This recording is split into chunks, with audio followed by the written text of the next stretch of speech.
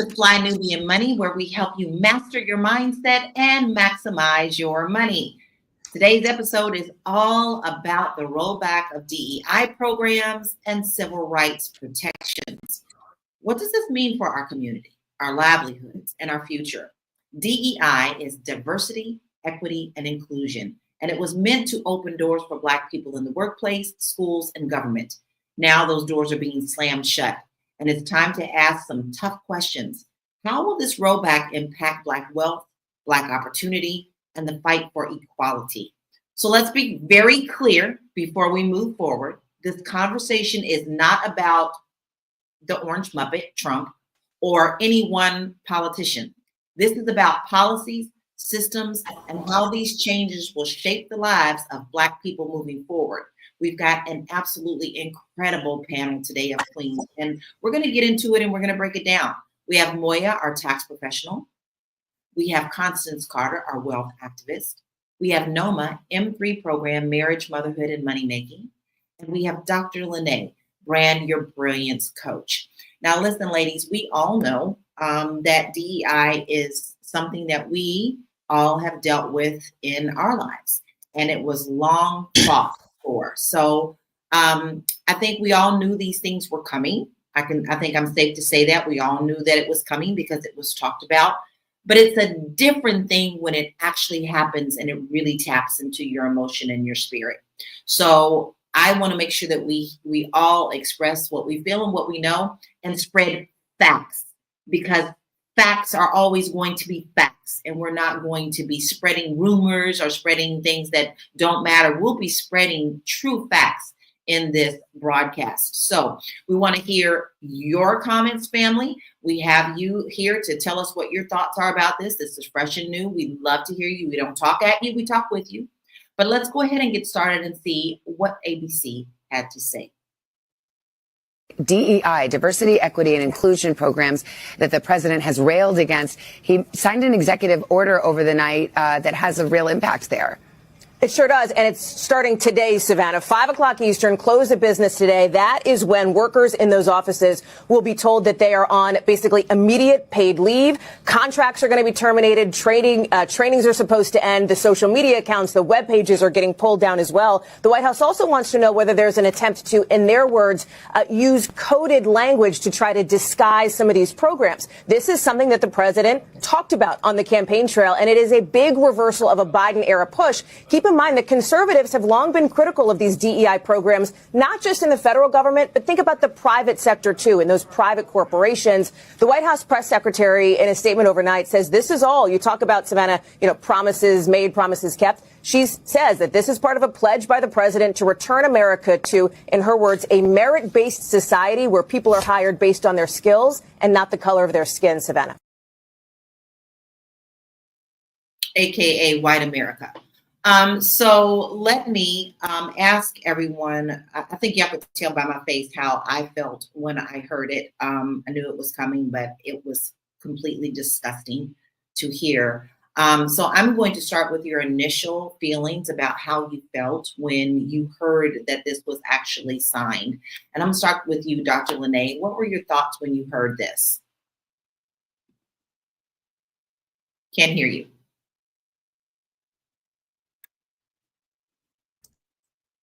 Sorry, I was on mute. When I initially heard it, I thought, here we go, making America great again. And whenever I hear Make America Great Again, I always ask, when was it great? Like, when was it great? And whose measurement of great are we using? Because when I see things like this happen and I hear Make America Great Again, to me, it sounds like let's make America great for us as Caucasian white folks, going back to when we were at the top of the pyramid where we called the shots, and let's put other people in their place. So if that's what making America great again, and that's what he used his first 2-3 days in office was to set back a ruling that gave equality to people, still merit-based, because nobody's hiring you based on race. You still have to qualify for the job. You still have to have the test scores. You still have to have all of those things. It's not, oh, you're Black or you're a woman or whatever the case might be, come on in here. It's, we're going to make sure that there's diversity in the people that we're hiring, the women, whomever, and we're going to make sure that the people are qualified. So I feel like it's going to set us back. I feel like, what does Constance Carter say? Welcome to the Twilight Zone. That's what I feel like. Like, it's just really happening. It's real. I think you're right. And the thing is, what people don't understand, and we talk about our communities on this show, but it's not just our communities that will be affected by this. Many other communities benefit from DEI. White women benefit from DEI. And until they decide to understand that they're not a them and they're an us, they're in for a rude awakening. Constance, what was your initial thoughts about this being done when you first heard about it? This is my initial thought. That was it. That was it. Mm-hmm. Well, how was your heart? Because whether you have an emotion or not, what was your heart? We were already prepared. And so there has never been a merit-based hiring process in this country ever. It's always been about cronyism. It's always been about nepotism. It's always been about them hiring people that look like them. So for them to say, we want this merit-based, as if the people they're hiring aren't qualified, but because they're Black, they could be, look at, here's the funny thing. I just posted about this on Instagram. White people, white women, 56% of white people voted for Donald Trump. 68% of white women benefited from DEI in those executive positions. They overwhelmingly benefited from it more than anybody else. We didn't really benefit from it. But guess who the first motherfucker was that he fired? It was a white corporal. That was the first one. He fired her because her initiatives to promote other diverse individuals in positions within the armed forces. She's an admiral. The first person he fired was a white woman, and white women overwhelmingly voted for Donald Trump. This is what you guys get. I'm part of 92%. Get somebody else to do it, because I'm gonna be worried about my own community. Y'all do what you need to do, because you always screw yourself anyway. Moya, what was your initial thoughts when you heard about it? I thought it was really unsettling. Like, we knew that this was coming, yes, but once it's in effect, because once again, I've been doing taxes for nearly 10 years, and I keep saying this, the federal government, local government has the best paying jobs for Black people. It is just the way that it is, because it's one of the only places that they have to uphold, and they actively do what they can do to make sure that there is no discrimination. So this is really, really unfortunate. And I also want to think of ourselves as entrepreneurs. Like, the people that buy our products and buy what we have, they come from that cohort mainly. So it's going to affect everybody. Yeah, it is going to affect everybody. And I think that's going to be a serious wake-up call for many people, not us. We already knew, because they had actually started doing these things before this current administration. And you know, Mary Jo says we need to build our own world. I'm tired of being sick and tired. I think we all are. And you know, it's just an interesting thing to go through. I feel like you're right. I feel like we have gone back in the Twilight Zone. I think of my mother. I think of my grandmother. I think of my great-grandfather and the whelps on his back.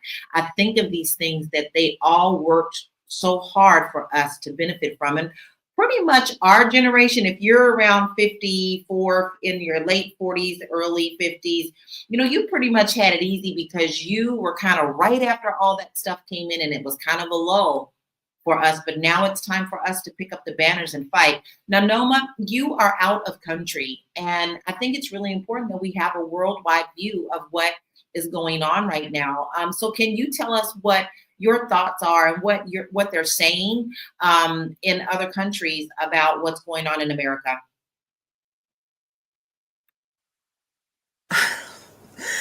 The funny thing about putting Donald Trump back in, it's almost as if, I think from what I get, nothing that's going to happen that's negative is going to surprise anybody, because it's almost like, that's what you get. That's what you're getting by putting Donald Trump in. But to be more specific about the programs that they're rolling back, I always say, even though I was born outside of America and I'm now out of America most of the time, my whole work experience was in America. My whole college experience was in America. And I've always had one thought, and like, we are all we have, each other. Black people, we are all we have. We have each other.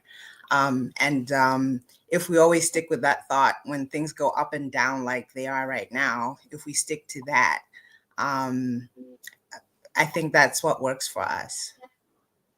I think you're right. And now's the time that people are going to see that all the pettiness that sometimes we do in our community, that it's just not worth it. If we want to get ahead, we're going to have to band together and remember that we love our community and our people first, period, because that's what's going to have to happen. We're going to take a short break, and we're going to come back and continue this discussion. It is really important that we tackle. We'll be right back. Hey, if you're just tuning in, you are watching Fly Nubian Money, where we help you master your mindset and maximize your money. I am Tierra Williams. I'm also known as Miss Black Hollywood, and I am the proud producer of this show. So I hope that every day when you join us, you leave a little smarter than you came, because that's the point. Otherwise, why are you watching? So if you want to receive notices for when we go live, Fly Nubian Money goes live every single day. That's Monday through Friday at 1 p.m. to 2 p.m. Eastern Standard Time.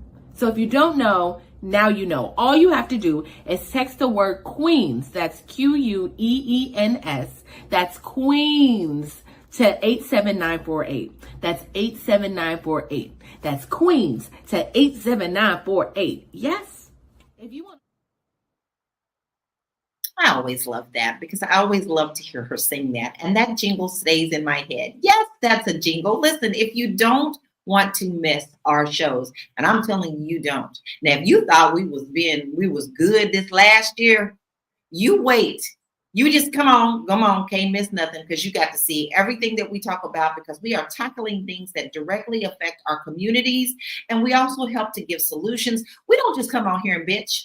We don't just come on here and bitch, cry, moan. We come on, we uplift you. Look at my queens. All of my queens have businesses. They're smart, they're bright, and you do not want to miss what we have to say. So all you have to do is text the word Queens, Queens, to 87948. And that way you'll be notified when we go live every single day. Now, listen, I want to look at a perspective that people need to understand, because I hate to say it, but there are a lot of people who don't quite understand what DEI is and how it affects people. But I think that this was broken down quite eloquently. So let's go ahead and look at this video about the direct impacts that DEI will have on our community. Black people were the least supportive racial or ethnic group for Donald Trump. We make up about 13.7% of the U.S. population, but account for nearly 19% of federal workers. Nearly 400,000 Black people now work for the federal government. Trump's DEI attack fits with his larger plan to move federal jobs out of Washington, D.C. and slash the federal workforce, which would leave thousands of Black people unemployed. All of this would constitute the most significant attack on Black public workers since Woodrow Wilson segregated the federal workforce in 1913. Black people are overrepresented in the federal government because historically, that was the one place where we did not face employment discrimination. I would not be here without federal DEI programs. My grandmother worked for HUD for 30 years in St. Louis, Missouri. My mom worked for the Department of Defense. This is personal to me. But the impact of Trump's attack will be felt far beyond the federal workforce. The federal government influences the private workforce by dictating rules for federal contractors and serving as a model for best practices for private employers. And some corporations are already rolling back their DEI initiatives. After spending his 2024 campaign scaring Black people with racist lies that immigrants are taking Black jobs, Trump will end up being the one to take their jobs as he promotes white victimhood and erases America's true racial history. So we must educate our own people, fight in the courts, the boardrooms, and the media when we can, and in the streets when we must, and resist his efforts to erase us as powerfully and constructively as we can. We've done it before, and we'll do it again. My shirt says nope. And it means, no, I'm not going to put up with the bullshiggity. You may have executive powers right now, but when the people decide, when the people really truly decide, things change. So, Constance, I want to ask you, how do you think that companies and organizations will justify cutting these DEI initiatives? The same talking points of Donald Trump and his cronies. I do want to say this because I may seem a little angry because this is so irritating to me. Just listening to the talking heads of the people who are doing just the way they twist things. Like, we can't even have a normal conversation because their perspective is so warped. I was listening to somebody talking about George Floyd, like, what's his name? Derek Chauvin. He's innocent. He really didn't do, like, y'all, we see, everybody's seen what happened on the screen, but y'all are saying he's, like, just the way they think is just so out of this world. And so having conversations with people like that, or trying to convince people like that, like on my YouTube page, these people come on my YouTube page all the time and they are trolls and they be talking shit. And I'm like you said, nope, get somebody else to do it. I'm not going to engage with that because there's nothing you could say to these white conservatives or people like Brian Shanklin that will change their mind about what's going on in the world and really the reality. That is the thing that pisses me off the most. It's just listening to this, right? Because they switch everything. But they're gonna adopt the same talking points. You see how everything got rolled back. You know, the whole George Floyd thing, that was a vanity project. They did that just to shut us up, just to say, hey, we're in solidarity with you, but they really weren't. And so then the DEI initiatives, again, it didn't really help us in the way that it was supposed to, because why? We've brought everybody along with our civil rights. And so what happens is Black people, they're like, well, we don't want, trans people and LGBT people to have our same rights. So then we vote against our own best interest, because really we're the ones that were taking advantage of it as much as everybody else was. And so that's the reason why Black people voted the way they did. I get that. But it just goes back to us being self-sufficient and not worrying about what the fuck they do. The only thing I have an issue with is inside the public sector, in these government jobs, like, what do you do? We could tell people who work in privatized jobs that, just start your own businesses. But people who, just like Moya said, they were depending on these efforts to really get promotions, and it was giving them, opportunities that now they're not going to be able to realize, because trust me, when they don't have to do it, when there's no measurement of them having to report their DEI initiatives and their efforts, they're not going to do it, because they already have pushback when they had to do it. There already was pushback. Only the chains have been dropped. Yes, only 19% of the government workforce is Black. 61% is white.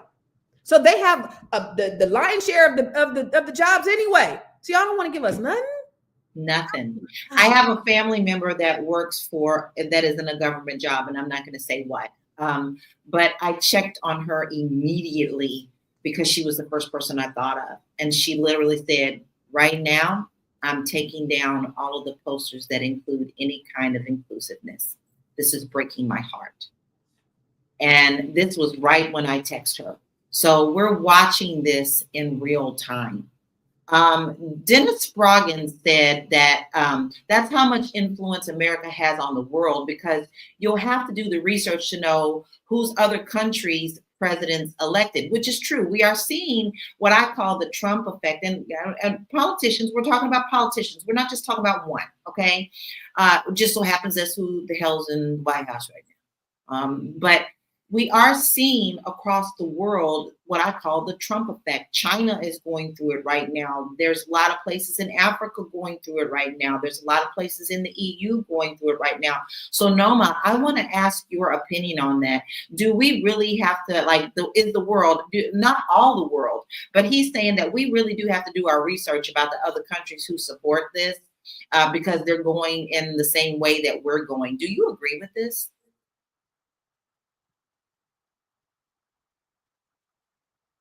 I don't think she heard me.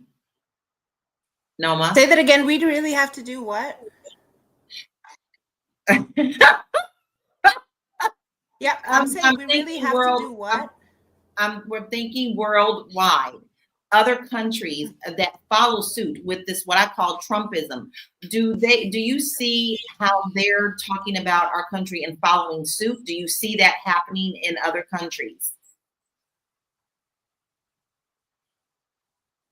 I'm going to go to the next question. I'm sorry, Noma.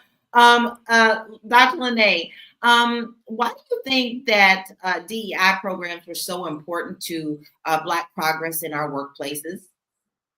Say that to me one more time. What's the what? Why are the DEI programs so important to Black progress in the workspace? Because it what do they say? Evens the playing field, right? It's like, I'm trying to give you a good example. If you let people make their own choices and decisions, they're not going to choose us of their own accord. We got nepotism, they got their cousins, their family, they got other people who are trying to get on. So with DEI, it forces their hand. We have to go about making sure that there's diversity in our workplace, that there's equitable promotions, and that there's inclusion for everybody. So it evens the playing field for all Black people, white women, whoever the case might be, right? But if you're specifically talking about Black people, it's making these corporations have to look at us equally. By taking that away, now they don't have to. Now they don't have to report it. Now it's legal. So now, I don't know, can you sue them and say it was discrimination because they didn't give it to me and they gave it to their cousin? Now there's no rhyme or reason. There's no protection for Black people in position, in jobs. And the weird thing about it is they go back and talk about merit. Well, that's a crock of caca. We know that because Kamala was overqualified and they said she was a DEI hire. So even when we show up and we are better qualified, have more information, work harder, show up earlier, stay the latest, they will still go with a mediocre white person that looks like them opposed to us. So DEI protected who we are, how we operate, how we show up. And without it, it's going to be weird. It's going to be weird to see how this plays out. Hopefully, after these 4 years are done, somebody else will come in and put everything back where it's supposed to go. But it's going to be the wild, wild west for sure. It's going to be longer than 4 years. I can guarantee you that. Mark my words. Everybody can mark my words. If I'm wrong, I'll eat crow. But he has already told us, and everything that he says is what he does. He wants to be the last president. Do you understand? He has clearly said that he's going to be in there longer than we don't have to vote anymore. And I think y'all need to understand that that is a serious statement that he said that he plans to move forward with. And the fact that they started this crap long before. They started with woke, then they start with the DEI hires. But let me be very clear. Over half the people that he tried to put in his cabinet are DUI. So I'd rather have DEI than DUI running our country. Simple as that. Time to take a break. I'm mad. I'm so mad I don't even know what to do. We'll be right back. You want to grow your money and not blow your money, as Constance says? Check us out at flynubianmoney.com. There's all kinds of resources, programs, videos, resources. In 2024, there's no reason to be broke when there's information all around us. So get your money right. flynubianmoney.com. You clearly need to get your money right and your money tight because things are coming down the pipe. That's not fear. That's not fear. We are telling you what you need to do to protect your financial household.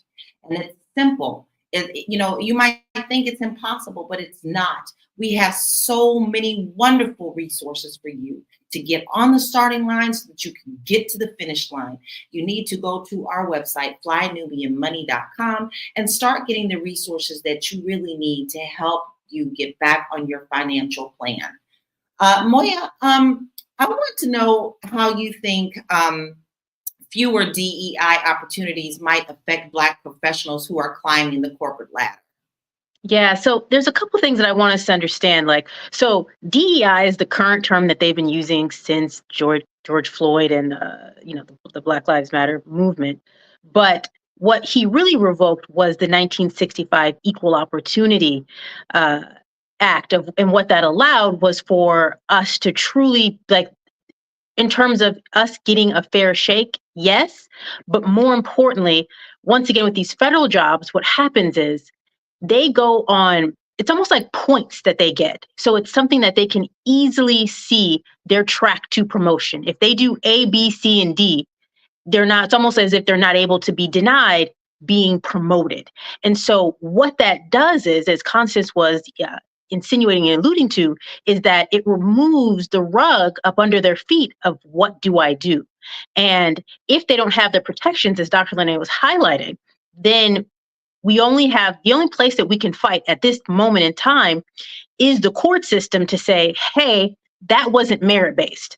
I sent my application in and my resume, and I have more skills than that person does. But the only way for us to know that we have more skills than they did is for somebody in the inside to let us know that our application was better than the person that they let in based upon merit, because it was just inconvenient for them to hire us. And you bring up a really good point, Moya, because I do want to tell you something that I did find out that was on a news outlet about how do they know? How do these companies know? How does the government know who was considered a DEI hire? And one of the things was there was a memo sent out. If you think that somebody was hired under DEI, we need you to point them out so that we can address it. What does that sound like to everyone? All someone has to do now is to say, I wanted that job, but she got it because guess what? Susan was a DEI. Go ahead and look at her. So now we're on snitches. Snitches and hatred is what all this is going to be about, because you got something I wanted and I can't have, whether I have the merit to have it or not. But it's going to be a witch hunt. It's going to be a witch hunt. And now they can say it wasn't, they didn't do it, right? Now it's going to be a witch hunt. It's going to be people, like you said, that are there in position saying such and such got this job. They weren't qualified. They weren't this. And they're, as a white person, going to another white person who operate on the same measuring stick. That's the problem. The problem is where is the oversight going to come for, as you roll back DEI and you have people saying that this was a DEI hire, this person's not qualified, what's the oversight of that? And who's on that board to say, okay, well, these are the requirements for the role and the position. These are the skill set, the jobs, the resume that this person has. They do match. Who's going to be doing that? Or is it just going to be such and such and such said this and they don't get it, but my cousin has these qualifications, but your cousin gets in there, don't do none of the work. That's one of the things that white folks do. I see it all the time in corporate America, especially at the city and especially at the federal level, is when you get in there, they will not let you, they won't make you leave. You can be mediocre. You can not do the work. I'm not going to say where my mom worked at, and I'm not going to say what city, but they got people in there. The dude yells at the employees. He has somebody that works for him who he hasn't spoken to in 2 years. He refuses to talk to her. So he has to bring other people into the team to do the work, like crazy stuff that if it had been us, there ain't no way we could be not talking to somebody. There ain't no way we could be yelling at people. This is a government job at a city. Folks is acting like this. We can't get away with that, but they will cover that and they will let that be cool and then get mad at a qualified person that looks like us, that does show up, that does do the work, and then say, oh, well, they're a DEI hire. That's right. That's so true. I want to hear what the public is saying outside of us, and we do have some slides that actually talk the public, what's out in the streets. So let's see what's going on in these internet streets and how they feel about this. Five Stack the Great says, white folks been hiring their unqualified friends and family for centuries, but when they're asked to hire qualified minorities, it's an issue. Yeah, right.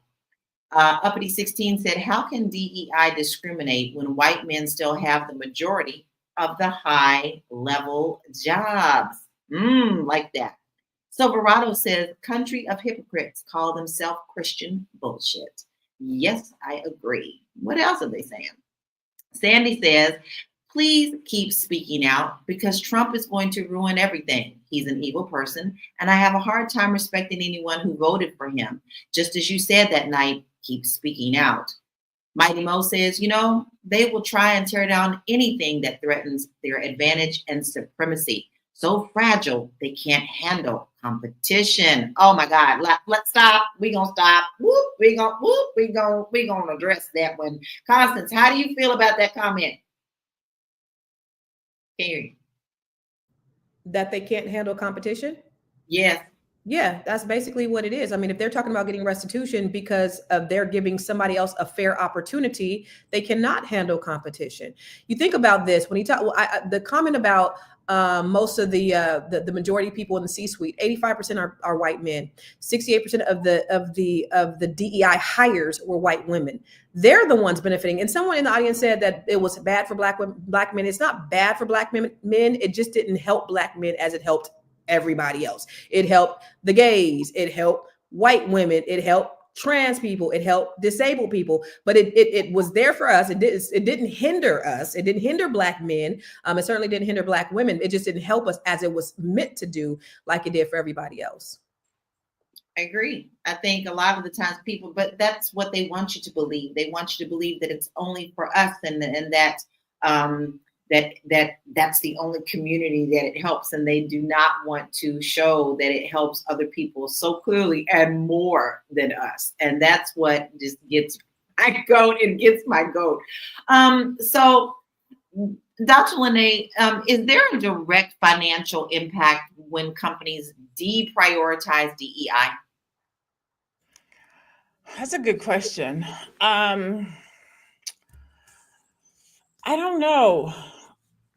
I think, like, for example, let's talk about Apple. Apple stood up and was like, absolutely not, we're going to keep this. And so, we like, oh, Apple, we rock with you. So I guess there could be. I saw something, the Black lady that's married to Lucas, Melody Hobson, stepping down from Starbucks, saying that they're not equally yoked. You know what I'm saying? And I've been looking for a reason to stop going to Starbucks. Let me look around my desk, make sure I got no Starbucks in here. Okay. I've been looking for a reason not to go to Starbucks, but I got like 600 stars. So I got to use my 600 stars, and then I think I'm going to be done with them too. So that could affect their bottom line. I think if people were more in tune and serious about where they spend their dollars based on how those companies treat our community, then yes, unfortunately, we're not that serious. And so we won't, and I mean, and correct me if I'm wrong in the comments, because I might just be hating, but we're not, let me say it this way, we're not that serious collectively. So the 15 of us that decide we are going to Starbucks no more is not going to make a dent. The whole community has to show up and say, we're not messing with you if you don't mess with us. We're not messing with you if you don't respect DEI. We're not messing with you if you don't do X, Y, and Z. But we can't come together collectively as a community to do that. So I think if we were to do that, then yes, financially it would. But I also think that the companies who are standing up without that and saying, you know what, we're not doing that because this is what we're supposed to do, like Apple and there's some others, I think we'll rock with those a little bit more. But the thing I wanted to say, and I'm sorry this is long, I'm pivoting, is that we have to think about is these companies, these politicians, the Trumpies, the MAGA, whoever, they're playing chestnut checkers. This is a long game that they're playing, from rolling back abortion rights. Who gets abortions more than we do? White women. Why is that important? They're going to be the minority. They have to have babies. They have to have these white ladies having babies because in 2030, which is like, it's either 2030 or 2050, I can't remember. They're supposed to become the minority. So every decision, every move, everything that they are doing is in preparation for the fact that they could ultimately become the minority. If that happens, that's going to be a big deal. So every decision, choice, move, thing that they're doing is about how do we stay at the top? We got to have more babies. We got to make sure that who we are, what we do, how we operate stays safe. We got to make sure that white folks have this. We got to make sure that black folks don't have that. Like, it's chess. And we got to start playing chess. It's exhausting, y'all. It is so exhausting. What did I tell y'all? Like, it doesn't, like, here's what it feels like. And this is my personal opinion. You can agree or disagree. I'm up for it. But, it's so hard to focus on one thing. There's so many fires behind us. We're back here swinging bats at one thing. However, we got 50,000 baseballs hitting us in the back of the head. We can't tackle everything at one time. And this is their strategy, is to throw all of these baseballs by our heads. And then while we're banging one, And we're lucky if we just hit one, because the other ones are all designed to make sure to knock us out. But I want to look at some of the companies that immediately started rolling back these DEIs. You ready? In 2022, 26% of companies scaled back DEI efforts, and this trend is continuing in 2025. Walmart, first ones, baby, first ones. They ain't got a dime for me in years, thank God.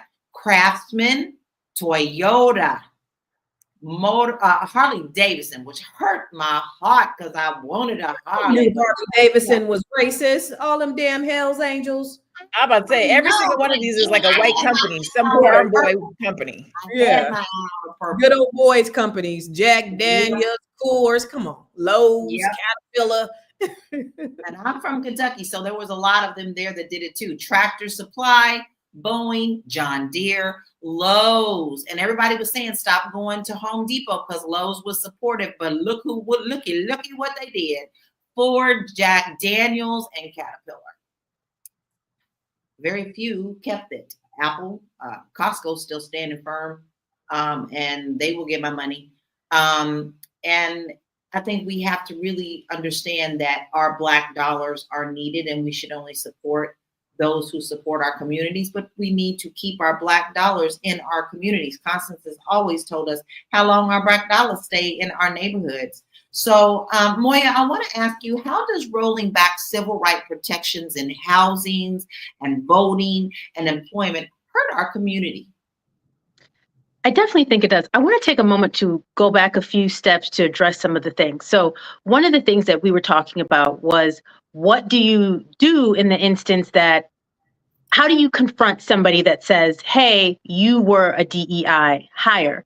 I think what we have to do, and it feels like it's going to feel like a lot of work, but I don't believe it is we're going to have to start insulating ourselves. And what that means is we're going to have to see, what can we do in our industry to start getting some industry awards? What can we do and where can we start? Can we start a blog? Can we start posting? Can we be an author? So that way you have things that you can prove to say, no, I was not a DEI hire. I deserved, and this is the skill set that I've built, and therefore this is how I've shared it. For example, every year Dr. Boyce has a conference. You would go on the page and see what kind of proposals are they looking for and what you can do to submit. You're going to go out and see, if you work, let's say, the counter at DMV or some other frontline area, then can you start getting reviews? If somebody said, oh, wow, you did such a great job today, say, can you go on Google to write me a review? Because now we need to say, what is Dr. Lene said? We need to play a long game. So you need a paper trail of things to say. If you have to go to court, no, I was rightfully, I'm supposed to be in this job. And based upon what I have, you can see that I'm supposed to be here. So I think we have to have, what can we actually have in place so that way we can show it? Because once again, we're talking about two separate things. There's federal and then there's private. They have two separate goals. Corporations are looking for their bottom line. The federal government is just looking to make sure it operates. So you need to make sure that you have what's needed to make sure that you are safe and your job is secure. Can I just add a small piece of what Moya said? Because she was so on point. Catalog what you do now, because we already work harder than they work. We already show up earlier and stay later. So start cataloging what you do and or what you have done. Keep a track record of that. You should have that anyways when you go to sit down and sit with your supervisor when they ask you, well, what have you done? Because they don't know. So you have to be the one that pats yourself on the back and say, this is what I've done. This is what my resume say. This is what I've done since I'm here. I've increased this. I've done that. I've done this. I was on this committee. Whatever it is, keep a track record of it, because a lot of times when it comes to the end of the year, you don't remember all of your successes and the things that you have done. But we definitely are going to have going into a season where we have to let them know that our Kool-Aid is sweeter and our ice is colder. I agree, but here's where I have a concern. I'm so in agreement with you, but here's where I have a concern. When you have all of these people who have the same thoughts, it don't matter what you bring them, love. It don't matter that your chocolate pie is delicious. Well, it does if you have to take it does if you have to go to court. It does if you have to prove it, because whoever has the most paper wins. Trump got the court sold. That's what I'm ready to say, Dr. Nate. Hold on. Let me say I this. think that's why Joe Biden put all those black judges in place, is to make sure that there's some little bit of a more even playing field.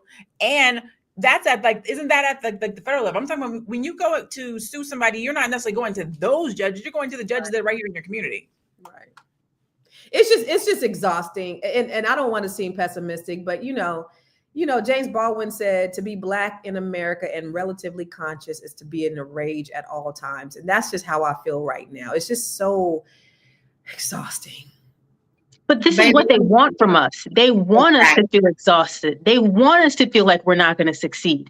They want us, so when we walk in a room, we're not thinking of, I have this degree, that experience. They want us in a room thinking, I'm Black, therefore I'm less than. And when we're interacting with them, we're interacting with that type of energy instead of the energy like, I got this. Like, this is what they want us.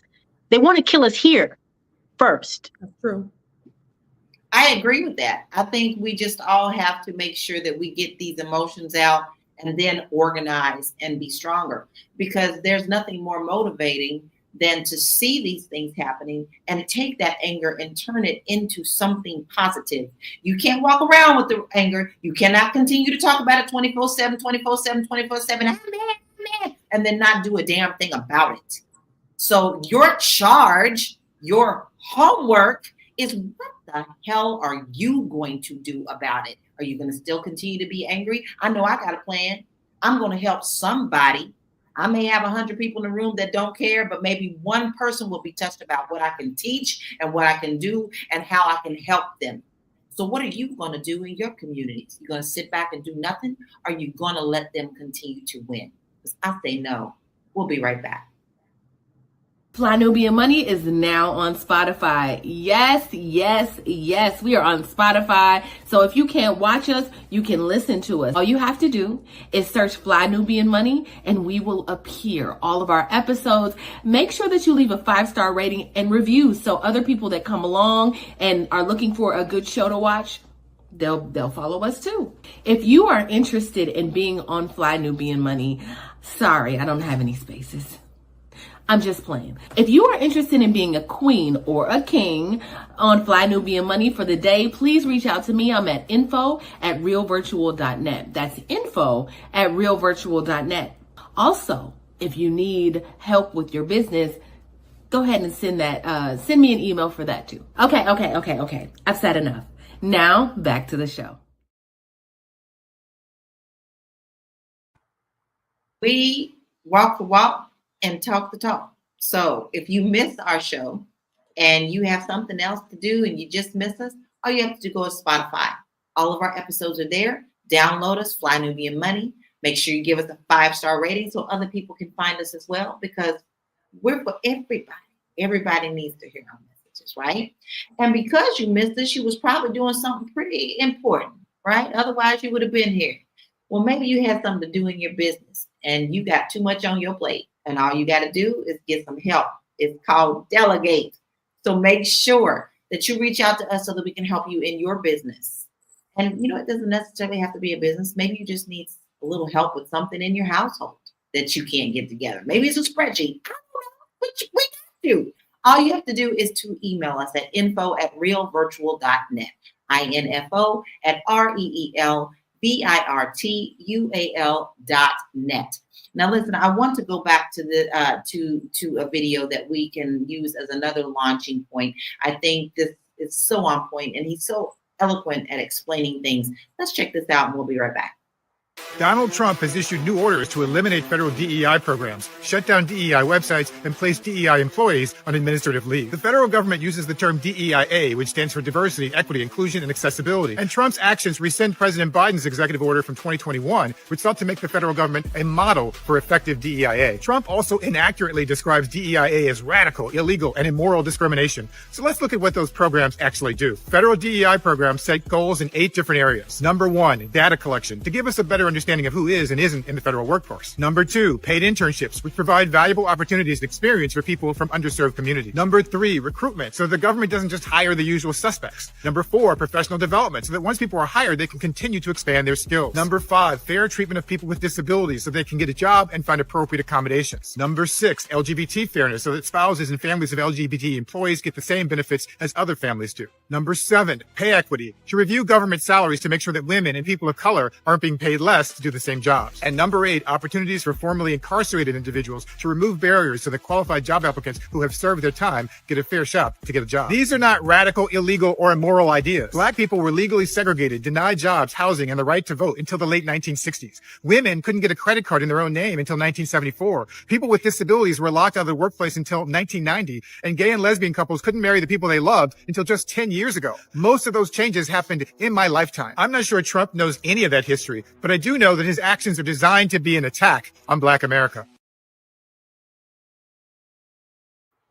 But when has he never attacked Black America?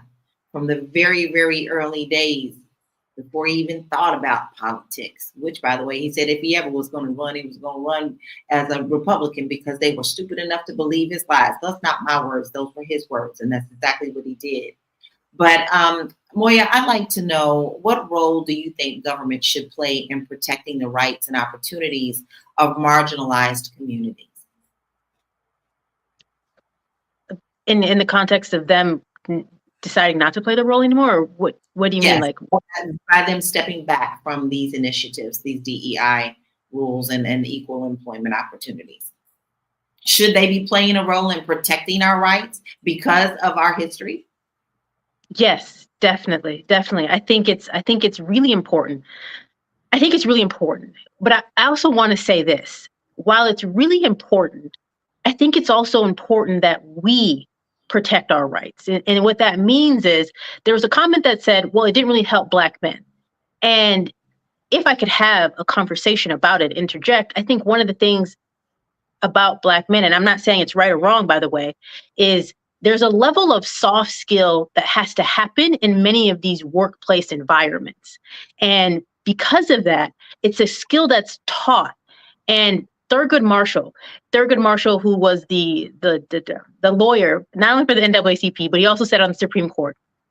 Clarence Thomas took his place. One of the things that helped Thurgood Marshall was to win cases was that he had to be more cordial. He had to be more social. And once he started becoming more social, then he was able to win more cases. And this is in the book, if you guys want to read it, it's by Robert Greene, The 50th Law of Power. And so one of the things that I think is important is that we start putting in place areas that make us more difficult for us to deny by us being way more social in that sense. Mm-hmm. So it really also boils down to us. So Constance, how can Black communities prepare for the fallout from these decisions?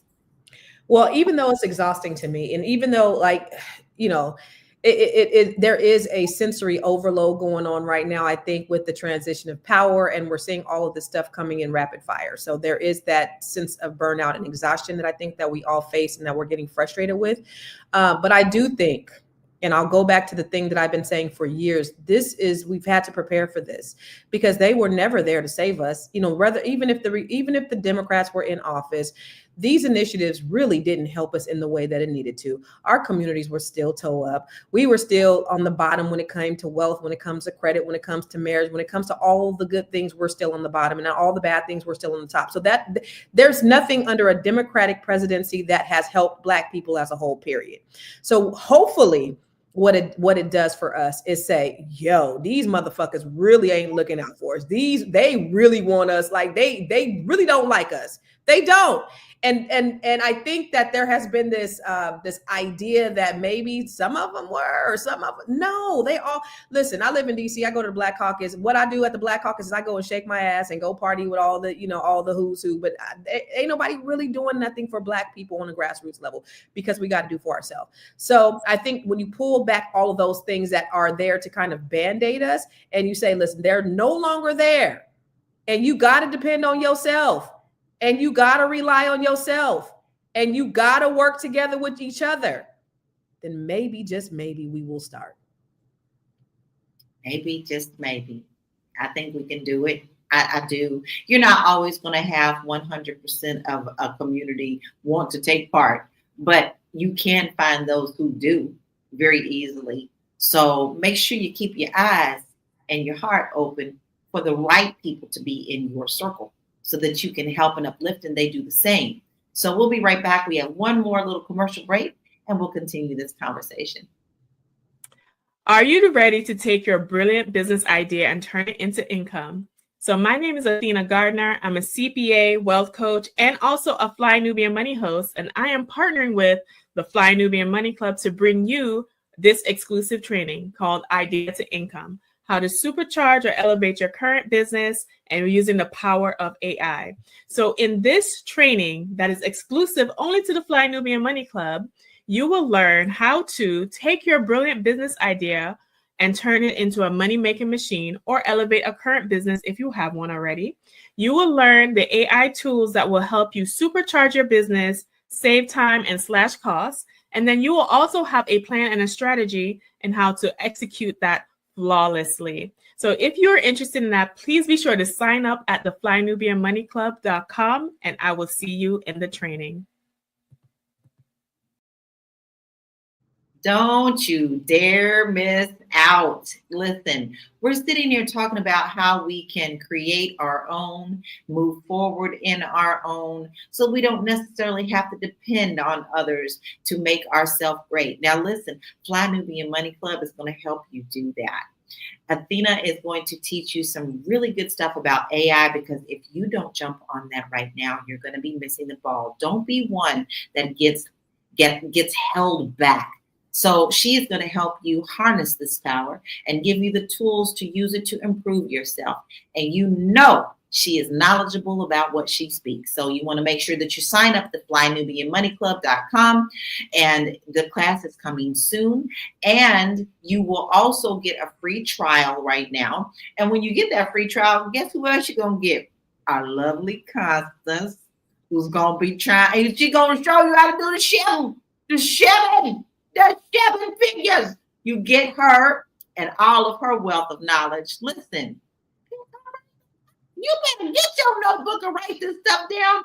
And then you have me, who taught you how to buy a house, not only domestically, but worldwide.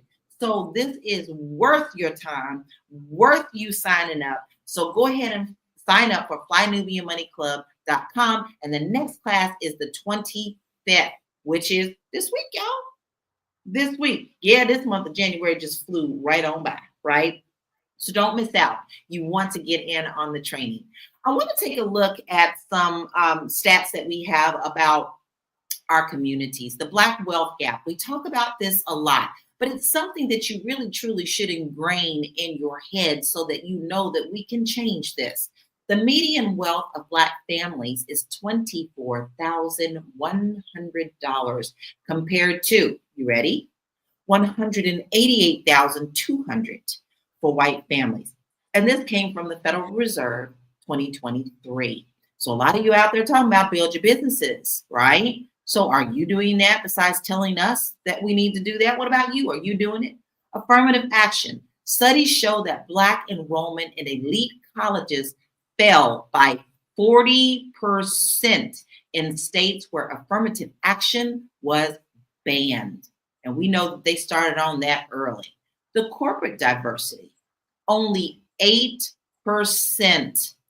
I'm going to say that again. Let it sink in first. 8% of Fortune 500 CEOs are Black, highlighting the critical need for DEI initiatives. That's a low percentage, y'all. That's not even double digits. Civil rights protections. Rollbacks in housing discrimination laws disproportionately impact Black families who face higher rates of eviction and foreclosure. And the workplace disparities. Black employees make up only 3.2% of senior leadership roles in corporate America. You guys need to understand that DEI is more than what you think it is. DEI programs accounted for 25% increase in Black business contracts in the last 5 years. Now, this could decline without these initiatives. And that is what the point is. We have talked about a lot. We have shown our anger, our hurt, our upset. But what are we going to do with that to turn this around? Surely you understand that this is not going to be the last thing that's going to make us angry or that is going to hurt our communities. But you can sit back and bitch about it, or you can stand up and do something about it. So it's time for our final thoughts and where you can find all of our queens on our panel today. And I want to start with you, Dr. Lene. So I have so many thoughts. I don't even know where I want to go exactly, other than, I think I'm going to go with preparation. This is not going to get better before it gets worse. And so I think that at our level, but what I mean by our level is 40 plus. I'm not going to say it's done for us. I'm just going to say that if you haven't figured out how to navigate the world right now, play chess, not checkers, look at the instruction manual, you may never do it. But what you can do is help these young kids, because if this is the way that the world is going, we need to be better preparing our children. So that means get them off of the games, listen to the music that they're listening to, talking to them about their future, education. What do they want to do? Do they want to start a business? Create an environment for them where they can stand on merit, where they can create a living for themselves, where AI doesn't come in, where DEI doesn't come in, where somebody can't come in and say you're fired. So be thinking about how to create opportunities, education, and knowledge so that your children can take care of themselves. Because what I believe is going to happen is these folks that are in office, they have kids and they're going to pass their hate down. They're going to pass their ideas down. And so our children are still going to be dealing with this as they grow. And so it's on us to make sure that they're better prepared for that. At our level, I think it really is just what Moyo said, like just being aware of your environment. I don't work in corporate America anymore, but I recognize that people still do. Starting a business is not for everybody. Getting your own business is not for everybody. Having a side hustle, definitely do that, right? I think Dr. Boyce calls it FU money. You should have some FU money. So get you a side hustle. Do something where you can have something to fall back on. But everybody's not going to start a business. If you have to go to work, protect yourself. Catalog your achievements, do things so that you stand out, brand your brilliance, know what you offer, and go to places that appreciate it. It is going to be crazy around here, but what I know about Black people is that we are resilient. We know how to make $1 out of 15 cents. We know how to show up. We're going to work hard. We're going to go after what we want. We're tenacious. I know that about us. And so although this DEI thing is weird and it's scary and it's meant to tear us down and to pull us apart, I believe that we are going to rise to the occasion. That's what I will say. And so you can find me at I am Dr. Lene Javette. If you want to talk about how to brand your brilliance, whether you are in corporate America or an entrepreneur. Easy. And doesn't that just sound royal? I am Dr. Lene Javette. That's royal. You need to go on and check her out and go ahead and follow. What I always say, stalk and chicken hawk. Go on and do it right now. You know you want to, because she is going to help you brand your brilliance. We all know that we've got that Black excellence. And let me tell you something. She is the one to do it. All right. So go ahead and follow her right now. Constance, what are your final thoughts and where can we find you? So right after I got off my podcast, my son, when I was on the last podcast, my son called me and I called him in between these two podcasts. And he was like, Mom, did you see what's going on in the world? So he wanted to have a conversation with me about what was going on in the world with Donald Trump and he read all of the initiatives, and I was just explaining to him what was going on. So number one, y'all, we have to have these conversations with our children. I was thinking about that as Dr. Lene was talking about how they're passing this stuff on to their children. We need to be passing the knowledge and the wisdom on to our children, letting them know what's up, what's going on in the world. How can they be insulated from all of these things? There's a few things that I know that you could do today. Like Dr. Lene said, everybody can't be an entrepreneur, and I get that. The first thing that we need to do is we need to buy real estate. That's the number one wealth builder in this country. In 1863, they gave white people millions of acres of land for free. After having us work for 150 years for free, they gave white people millions of land with the Homestead Act, and they were able to build their wealth. That's the reason why you saw that graphic that said they had 188,000 their net worth versus our 23,000 or whatever it was of our net worth. That's the reason. That's because they got a head start, and they've gotten this time after time after time. They're able to get funding and financing. Real estate is the number one way to build wealth. If you don't have a home, get yourself a home. If you have a job, even if your credit's jacked up, you can get that up, buy yourself some real estate. Number two, if you have real estate, purchase more real estate, build your portfolio. One of the things that we do inside Catalyst Real Estate is we help you develop your real estate plan, your portfolio. It's not just a one and done, not just buy your dream home, but what does that really look like for your future? Number three, diversify your portfolio, invest in stock. Dr. Boyce teaches that in the Black Business School. He's stock. This man is a stock guru. He show you how to, in fact, last week in the B1 real estate mastery training that I do along with Dr. Boyce is he came and he taught us how to increase our revenue for buying power by investing in stock. So buy stock, invest in stock, invest in your employer's other programs like 401ks, get you some permanent life insurance, and take your money out the bank if you have your money in the bank and put it into vehicles that yield you compound interest. Those are small things that you could do today. And of course, monetize your genius. That's what Dr. Lene does. That's what I do when I work with Black women from all over the country. And it's beautiful seeing these Black women that are coming with an idea. They don't even have a business. Some of them have ideas. Some of them have businesses, but I help them to take that ideation to monetization, and we help them build a 7-figure net worth through the thing that comes naturally to them. So get that side hustle, get that business, purchase real estate, do all these things. That's what's going to insulate you going forward with all of these things that are really set to oppress you. Where can you find me? Again, Net 7 Collective is starting next week. And I'm interviewing people today and tomorrow, Monday, maybe too, because we start next Wednesday. If you are a Black woman or you know a Black woman, have them go to ConstanceCarter.com, click on Net 7 Collective so you can learn a little bit about it, and then book a call with me so we can talk about it. You can find me at Constance Carter. I don't even know how to add to that, because Constance just be spitting it. She just be spitting it, and it's all truth, and she got it down. But listen, you make sure that you go and do what she says. Listen, we can't help you if you don't want to help yourself. Let that sink in. You got queens all on this board right now who's willing to help you do something to help you get uplifted. So you make sure that you go and follow I Am Constance Carter, and you sign up for her classes, because you're gonna be the one who benefits. Simple as that. All right, Moya, what's your final thoughts, and where can we find you, love? So my final thoughts is, one of the biggest things about this time is it's really our time. It's our time to really, really shine. And I think this is going to be an ongoing conversation if we don't stand up now. We have, I feel, about 20 years, meaning like whenever these policies and laws take place, we have about a 20-year spread in terms of where we can make some real action. Like, it's so ironic that they rolled back the Equal Opportunity Act, but Clarence Thomas, he worked for the Equal Opportunity Commission, and that's how he got on our Supreme Court. So it's an indication of these people use this in order to get advancements and then cut it like abruptly and immediately. And it leaves many of us feeling like, oh my God, what do we do? This sense of panic comes in.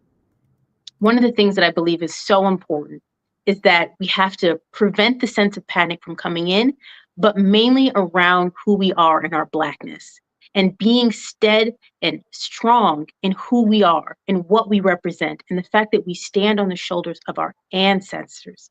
They've helped us get to this point. And when we remember that, it provides a level of comfort and solace so we can move forward headstrong to where we need to go and what we need to be.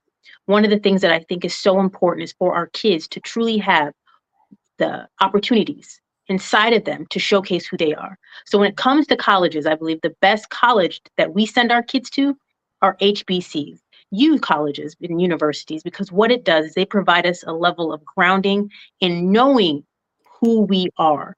And so when we go out to face this world, because there's 2 times in life, it's from 0 to 5, and then once again in adolescence, where our brain truly forms our self-concept. We owe it to our children for them to have a strong self-concept about who they are going into this world. Otherwise, the world is going to tell our children who they believe they are. And when it comes to Blackness, we already know how they feel about us. So it's us telling our children how they need to feel about themselves. So once again, in terms of the college guide, you go to www.moya.tax. It's going to tell you everything you need to know to get your child into college, but most importantly, get into college for an HBCU for free. And on top of that, if you are really steadfast about what you need to do, you can get 6 figures in scholarships. I have over 100 scholarships listed that your child may qualify for. It's important. This is our way of getting a leg up. We need to focus on our legacy over loans. Our legacy over loans. Get them scholarships now, so that way they can truly have what they need in order to get a step up in the future. That's right. Now, listen, that is a valuable resource. You want to make sure that you go and get that now. Her website is there, www.moya.tax, so that you can get that guide and help your children, our future. Our children are our future. Let's help them get a leg up before they decide to start coming after certain things of those too. We are a resilient community. You just have to be willing to be an active part of this community. Did I say that? Listen, here's my final thoughts. We may be down, but we sure in the hell ain't out. What I know, is we are resilient, we are brilliant, and we can pool our resources to help one another, to show each other love and encouragement, and also to teach someone something.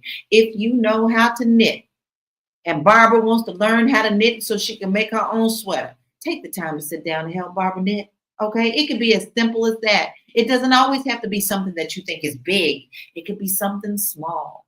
But one thing that I want you to do is what our ancestors did for us, is you keep our history alive by speaking it out loud and passing it down to the future generations. Don't let them whitewash everything that they're doing, because the same people that are trying to whitewash and change on these pictures in history books showing the signs where they're saying nigga go home and now saying Negro go home. Yes, they're trying to change our history, but our verbal history will live on if you continue to speak it in the wind. And I need you to do that. That is your homework. Be a part of our community. Be active, be loving, be kind, and help uplift. That's my message to you. Now, listen, if you're interested in getting your household's budget together, maybe that's the first thing you need to start so that you can have people over to have these conversations, right? I have a free budget sheet on my website, www.laurakey.net, that you can download and really start to look at your finances. And then what are you going to do after that? You're going to go over to the Fly Nubian Money Club, and you're going to join that. Then you go to Fly Nubian, and you're going to get the resources that we have there. Listen, the point is, you got options. So that's what I want you to do. I want you to take advantage of the options. Now, listen, we truly had a conversation today. And today's conversation is a reminder that the fight for equality and inclusion is not over. We can't let these rollbacks define our future. As a community, we have the power to build our own tables, create our own opportunities, and protect what we've worked so hard to achieve. Remember, Black wealth is about more than money. It's about knowledge, ownership, and legacy. So we want to say thank you for joining us today. Let's stay informed, let's stay united, and let's stay ready to support one another in the face of these challenges. So we're definitely going to see you next time on Fly Nubian Money. We here Monday through Friday without fail, 1 p.m. You are always going to see us here, and we love having you here. So this is what we do. We help you to master your mindset and maximize your money. Now, before we go, I do believe we have an award to give out for today. And we always like to acknowledge people by giving the Dusty Ass Award of the Day. Now, whose dusty ass will we be celebrating today? That would be cha-ching, Jason Reels Network. Lies, lies, lies. You are the cog in the machine. I hope that your dusty butt has a good day, maybe a dusty day, because maybe some of this stuff, dust will choke you from the things that you are putting on this out here in the public now. If you cannot help, don't fucking hurt. Bye, Dusty. We'll see y'all tomorrow at 1 p.m. Dusty ass. We'll see you tomorrow at 1 p.m.